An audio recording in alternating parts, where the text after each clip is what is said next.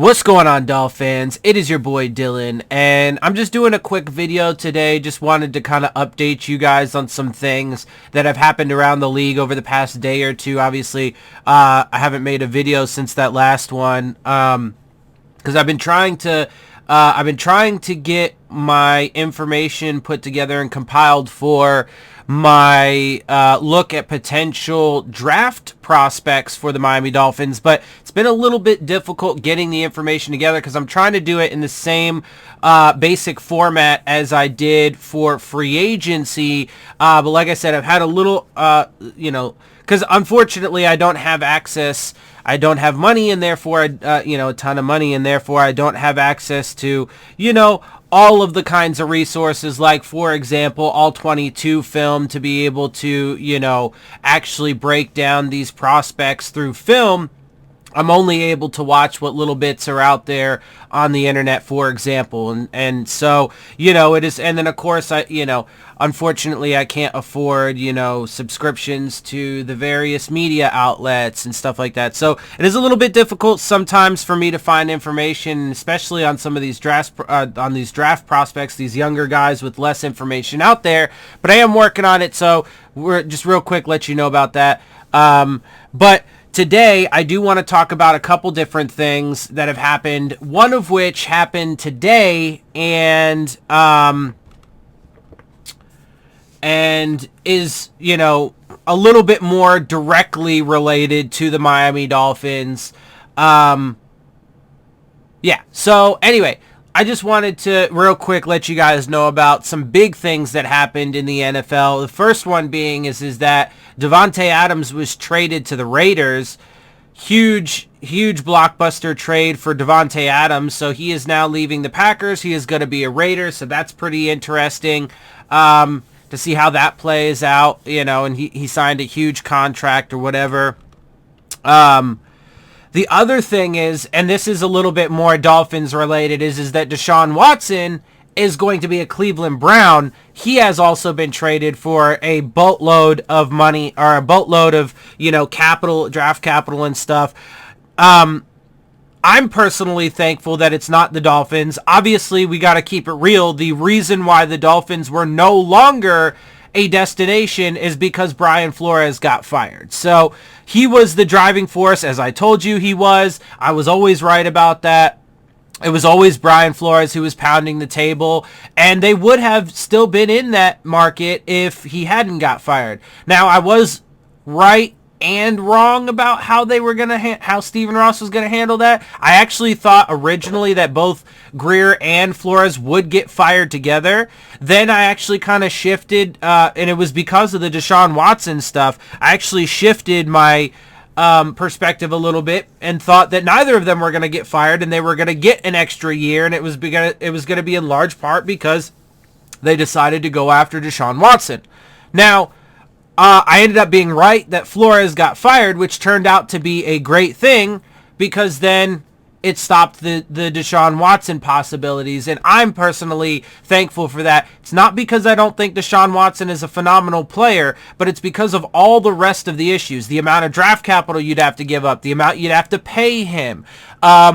I was never super worried about the allegations just simply because of the fact that I knew they were going to go away. I knew that him, his lawyers, the NFL, whoever, were going to make sure that that stuff went away so that way he could play again because he's a superstar and they don't want to be missing that, right? So anyway, I didn't want any of that stuff though, right? I didn't want any of that. So Deshaun Watson going to the Browns, phenomenal. By the way, interesting though that he does end up going to the Browns because, they've lost Odell Beckham, they lost Jarvis Landry, they lost a couple of guys, some of those big name guys that were supposed to be that influx of talent. Obviously, Baker Mayfield's no longer going to be their quarterback. So the point I'm making here is that tanking doesn't work in the NFL.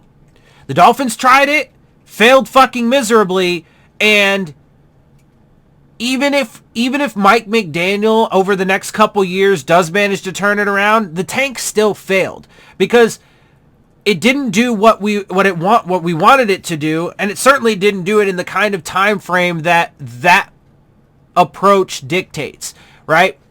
You're supposed to have a fast turnaround. That's the point of tearing it all down super quick, so that way you can build it back up super quick. So it failed for the Dolphins. It didn't work for the Browns. It took them like 6 or 7 years even just to get to the playoffs. But clearly, they still haven't solved their issues yet either, because one, they haven't arrived at that level of sustained success that everybody wants to see, right? That all teams want. They want to continuously compete for their division, for the Super Bowl, et cetera, make it to the playoffs.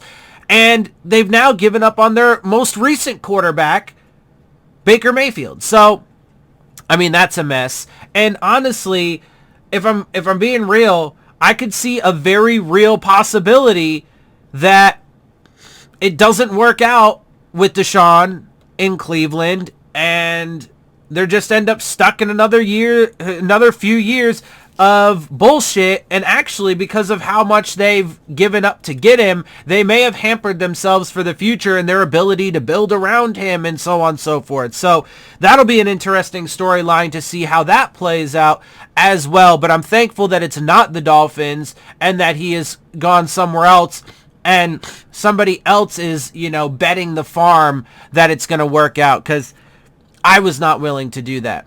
Anyway, so that's really that. The other thing that is a little bit more Dolphins related is that La'el Collins is now off the board.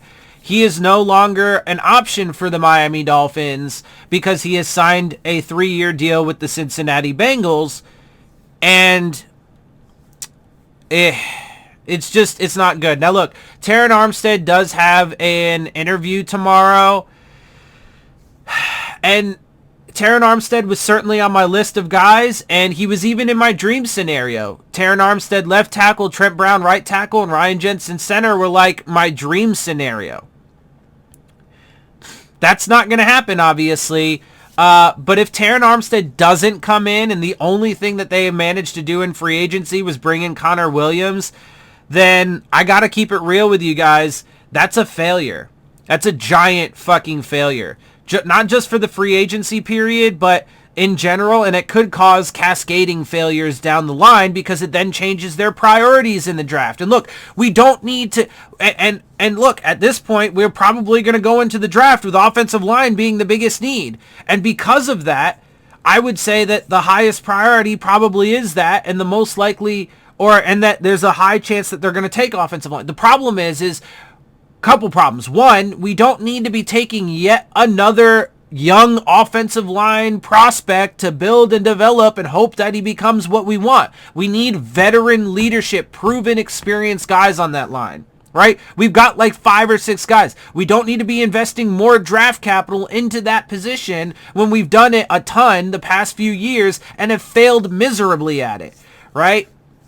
And then there's also the aspect of, by the time we even get to 29, none of the first round worthy choices are going to be there. And so then if we do end up taking an offensive lineman in round 1 at 29, there is a high probability that it could be a reach, that it could be a project, that it could be, a guy who shouldn't be taken until round 2 or 3 or something like that, right? So there are concerns here. There are concerns. I am remaining, as of right now, cautiously optimistic. And I do like a lot of the things that they've done. Like I said, I really like the offensive coaching staff. I like Sam Madison and Pat Surtain being back and being part of the defensive coaching staff. I do like the fact that Ogba's back, Gesicki's back, Needham's back. I'm cool with some of the free agent signings that they did make. But overall, I mean, if this is it, if they don't get Terron Armstead, so right now the best I can give them is a C in free agency. If they don't get Terron Armstead, and, this is basically it for free agency, and we don't really do anything substantial after this, then it might actually even drop down to a D. If we get Terron Armstead, then it can upgrade to a B. But that may even be as far as it goes, although I would certainly prefer a B over a D, so we'll see how it goes. But a little concerned here, a little worried, especially too because unfortunately the reality is that Tua's probably going to only have this year to prove that he is definitively the guy, or he's going to end up being traded or cut or something, and then they're going to move on from him next year, and then there's going to be more turnover, more issues, more blah, blah, blah. And so far, I don't think that they properly addressed running back, offensive line, or wide receiver, even with the moves that they have made. So, we'll see. We'll see how it plays out. Hopefully, it plays out better than what it's looking like right this minute. But, you know, we got to let the process play. So, we'll see. Anyway, before I get out of here, check out the Rave On Sports App, the new fan-driven sports app for all of your sports, whether it be basketball, baseball, football, college, whatever you like. They got it, and they are looking to enhance your game day experience with live play-by-play coverage, live chats with other fans and content creators like myself, while also providing you with an arena to dispute the terrible officiating. So make sure you look for the links to that in the description box. And with that, I'm going to get out of here. Hope you guys appreciate my perspective. If you do, make sure you hit the subscribe button, make sure you hit the like button, make sure you hit the bell if you want to get the alerts. Share my channel and videos with your friends and family. Leave your questions, comments, and concerns down in the comment section. Of course, as always, follow me on Twitter at DillonTartaro, as well as on Instagram at Dolphins_with_Dillon. And with that, I am out. I'll see you soon. Phins up.